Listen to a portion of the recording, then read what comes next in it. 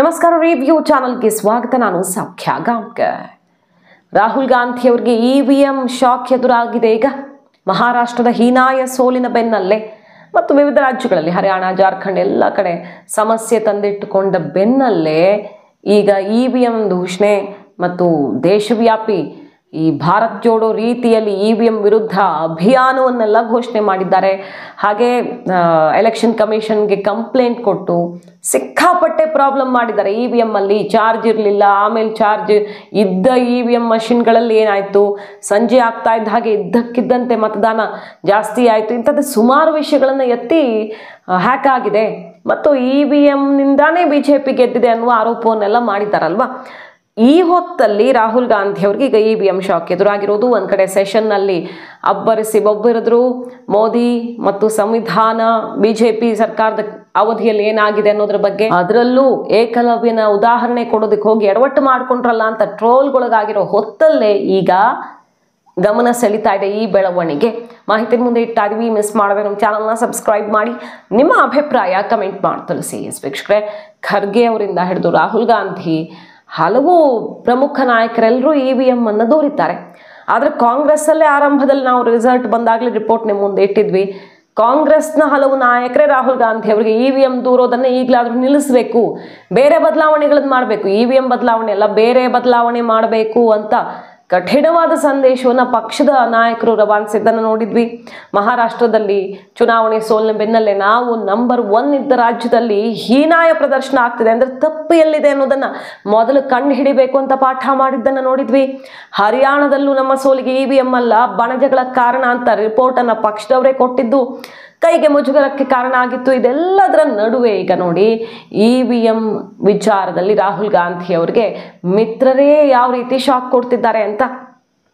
ಓಮರ್ ಅಬ್ದುಲ್ಲಾ ಅವರು national conference Jammu ಕಾಶ್ಮೀರದಲ್ಲಿ ಗದ್ದುಗೆಯನ್ನು ಹಿಡಿದಿದೆಯಲ್ವ, ಅಲ್ಲಿ ಕಾಂಗ್ರೆಸ್ ಮೈತ್ರಿ ಮಾಡಿಕೊಂಡು ಎಲೆಕ್ಷನ್ಗೆ ಹೋಗಿದ್ದಿತ್ತು. ಆದರೆ ಎಲೆಕ್ಷನ್ ಮುಗಿದ ಬಳಿಕ ಕಾಂಗ್ರೆಸ್ನ ಅವಶ್ಯಕತೆ ನಮಗೇನೂ ಇರಲಿಲ್ಲ, ಇವ್ರು ಗೆದ್ದಿದ್ದಷ್ಟೇ ಇದೆ ಅಂತ ಒಂದೇ ಒಂದು ಸೀಟ್ ಆಫರ್ ಮಾಡ್ತಾರೆ ಕ್ಯಾಬಿನೆಟಲ್ಲಿ, ಬೇಡ ಅಂತ ಕಾಂಗ್ರೆಸ್ ಕೂಡ ಹೊರ ನಡೆಯುತ್ತೆ. ಅಲ್ಲಿಗೆ ಮೈತ್ರಿಯಲ್ಲಿ ಮುರುಕು ಕಂಡು ಬಂದಿದ್ದನ್ನು ನೋಡಿದ್ವಿ. ಬಾಹ್ಯ ಬೆಂಬಲ ಅಂತ ಹೆಸರುಗೊಳಿಸ್ಕೊಂಡಿದ್ದು INDI ಕೂಟದ ಪಕ್ಷಗಳೆಲ್ಲ ರಾಹುಲ್ ಗಾಂಧಿ ಅವರ ನಾಯಕತ್ವಕ್ಕೆ ಧಿಕ್ಕಾರವನ್ನು ಹೇಳಿವೆ. ಅಂದರೆ ಮಮತಾ ಬ್ಯಾನರ್ಜಿ ಅವರಾಗಲಿ ಲೀಡ್ ಮಾಡಲಿ ಅಂತ ಹೇಳುವ ಮೂಲಕ ಪರೋಕ್ಷವಾಗಿ ರಾಹುಲ್ ಗಾಂಧಿ ನಾಯಕತ್ವದಲ್ಲಿ ನಮಗೆ ನಂಬಿಕೆ ಇಲ್ಲ ಅನ್ನುವ ಮೆಸೇಜನ್ನು ರವಾನಿಸಿದ್ದಾಗಿದೆ. ಪರೋಕ್ಷ ಅಲ್ಲ, ನೇರವಾಗಿ ರವಾನಿಸಿದ್ದಾಗಿದೆ.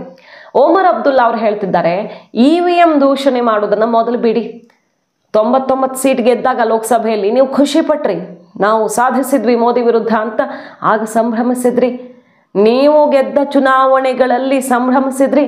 ಈಗ ಹೆಂಗೆ ಅದೇ ಇವಿಎಮ್ಮು ದೋಷಪೂರಿತವಾಗಿದೆ ಅಥವಾ ಹ್ಯಾಕ್ ಆಗಿದೆ ಅಂತ ಆರೋಪ ಮಾಡ್ತೀರಿ? ಈ ಇವಿಎಂ ಆರೋಪ ಮಾಡೋರು ಚುನಾವಣೆಗೆ ಸ್ಪರ್ಧೆ ಮಾಡಬೇಡಿ ಅಂತ ರಾಹುಲ್ ಗಾಂಧಿ ಅವರಿಗೆ ಬಹಳ ಕಠಿಣವಾಗಿ ತಿರುಗೇಟನ್ನು ಕೊಟ್ಟಿದ್ದಾರೆ. I have no problem with you making an issue out of the EVMs, so long as you do it also when you win. The EVMs can't only be a problem when you lose the election, because they're the same EVMs. So when you get 100+ members of parliament using the same EVMs and you celebrate that as sort of a victory for your party, you can't then a few months later turn around and say, well, actually, hang on, we don't like these EVMs because now the election results aren't going the way we would like them to. If you have problems with the EVMs, then you should be consistent in those problems. And the thing is, how can you have a problem with EVMs and then continue to fight elections? If you don't trust the machines, then you shouldn't be fighting. So you can't say, look, I don't trust the machines, but I'm going to fight, and if I win, then I'll keep quiet. Okay. But if I lose, then something's wrong with the machines. I lost. I keep reminding you, I lost in earlier in this year.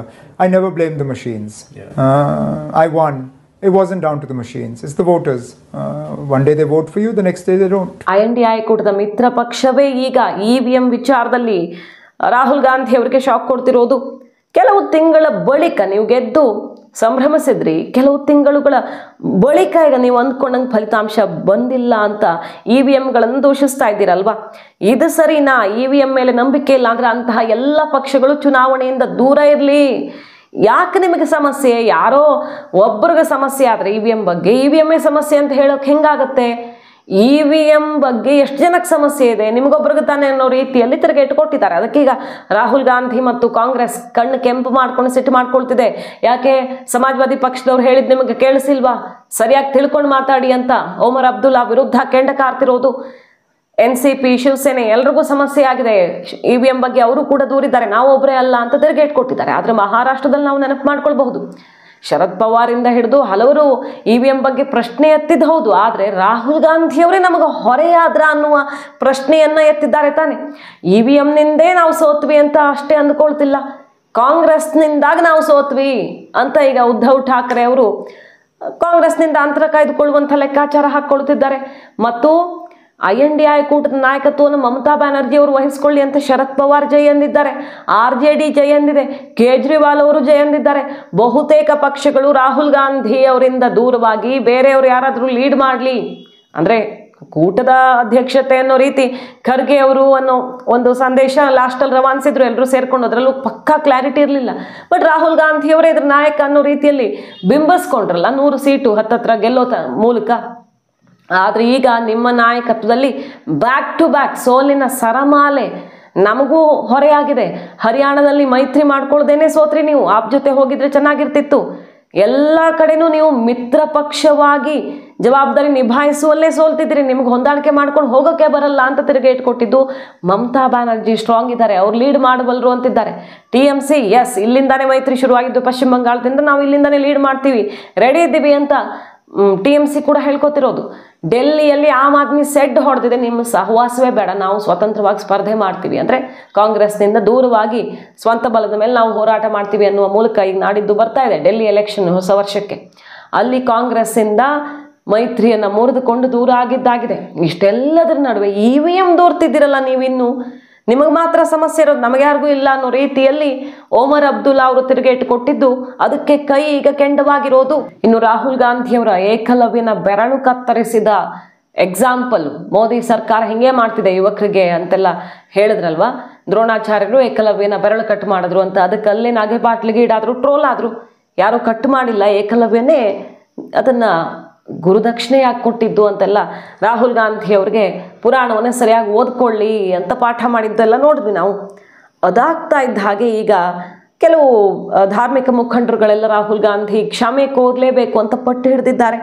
Eklavya ತನ್ನ ಹೆಬ್ಬೆರಳನ್ನು ಕತ್ತರಿಸಿ ದ್ರೋಣಾಚಾರ್ಯರಿಗೆ ನೀಡಿದಂತೆ ಮೋದಿ ನೇತೃತ್ವದ BJP ಸರ್ಕಾರ ದೇಶದ ಜನರ ಹೆಬ್ಬೆರಳನ್ನು ಕತ್ತರಿಸ್ತಿದೆ ಅಂತ ಹೇಳಿದ್ದಕ್ಕೆ ಈಗ ಶ್ರೀ ಪಂಚಾಯತಿ ಅಖಾಡದ ಮಹಾ ಮಂಡಲೇಶ್ವರ ರೂಪೇಂದ್ರ ಪ್ರಕಾಶ್ ಮಹಾರಾಜ್ ಅವರು ಇನ್ನಿತರರು ಎಲ್ಲ ಖಂಡಿಸ್ತಿದ್ದಾರೆ. ತಕ್ಷಣ ನೀವು ಕ್ಷಮೆ ಕೇಳಿ, ಪದೇ ಪದೇ ಹಿಂದೂ ಧರ್ಮಕ್ಕೆ ಅವಮಾನ ಮಾಡೋದನ್ನು ನಿಲ್ಲಿಸಬೇಕು. ಸನಾತನ ಧರ್ಮದ ಮೇಲೆ ಮಾಡಿರೋ ದಾಳಿ ನೀವು ಮಾತಾಡಿರೋದು ಗುರು ಶಿಷ್ಯರ ಅತ್ಯಂತ ಪವಿತ್ರ ಸಂಬಂಧ ಅಂತ ದ್ರೋಣಾಚಾರ್ಯ ಏಕಲವ್ಯ ಅವರ ಉದಾಹರಣೆಯನ್ನು ತಗೊಳ್ತಾರೆ. ಆದರೆ ನೀವು ಈ ರೀತಿಯಲ್ಲಿ ರಾಜಕೀಯಕ್ಕೆ ಬಳಸ್ಕೊಂಡಿದ್ದೀರಿ. ಮತ್ತು ಏಕಲವ್ಯ ಗುರು ಮೇಲಿನ ಪ್ರೀತಿ ಗೌರವಕ್ಕಾಗಿ ಕೊಟ್ಟಂಥ ದಕ್ಷಿಣೆ ಅದು, ಹೊರತಾಗಿ ಈ ರೀತಿ ಶಿಕ್ಷೆ ಅನ್ನೋ ರೀತಿ ಬಿಂಬಿಸಬೇಡಿ. ಇದು ಸನಾತನ ಧರ್ಮದ ಮೇಲೆ ನೀವು ಮಾಡ್ತಿರುವಂಥ ಮತ್ತೊಂದು ದಾಳಿ ಅಂತ ತಿರುಗಿ ಇಟ್ಕೊಟ್ಟಿದ್ದು. ಮುಸ್ಲಿಂ ಸಮುದಾಯದ ಆಕ್ರೋಶಕ್ಕೆ ಗುರಿಯಾಗೋ ಭಯ ಇದೆ, ಹಾಗಾಗಿ ಅವರು ಬೇರೆ ಧರ್ಮದ ಬಗ್ಗೆ ಹಿಂಗೆಲ್ಲ ಮಾತಾಡಲ್ಲ, ಹಿಂದೂ ಧರ್ಮದ ಮೇಲೆ ಮಾತ್ರ ಏನು ಬೇಕಾದರೂ ದಾಳಿ ಮಾಡ್ತಾರೆ, ಮೊದಲು ಕ್ಷಮೆ ಕೇಳಬೇಕು ಅಂತ ಕಿಡಿಕಾರಿರೋದು. ಸೊ ಅವರ ಹೇಳಿಕೆಗಳು ಕೂಡ ಈಗ ಈ ರೀತಿ ನಗೆಪಾಟಲಿಗೆ ಈಡಾದ ಬೆನ್ನಲ್ಲೇ ಈಗ ಆಕ್ರೋಶಕ್ಕೂ ಗುರಿಯಾಗಿದೆ. ಮತ್ತೊಂದು ಕಡೆ ಮಿತ್ರ ಪಕ್ಷಗಳು ರಾಹುಲ್ ಗಾಂಧಿ ವಿರುದ್ಧ ಮುಗಿಬಿದ್ದಿರೋದು. ಮಾಹಿತಿ ನಿಮ್ಗೆ ಇಷ್ಟ ಆಗಿದ್ರೆ ಮಿಸ್ ಮಾಡಿದ್ರೆ ನಮ್ಮ ಚಾನಲ್ನ ಸಬ್ಸ್ಕ್ರೈಬ್ ಮಾಡಿ, ನಿಮ್ಮ ಅಭಿಪ್ರಾಯ ಕಮೆಂಟ್ ಮಾಡಿ ತಿಳಿಸಿ. Thank you.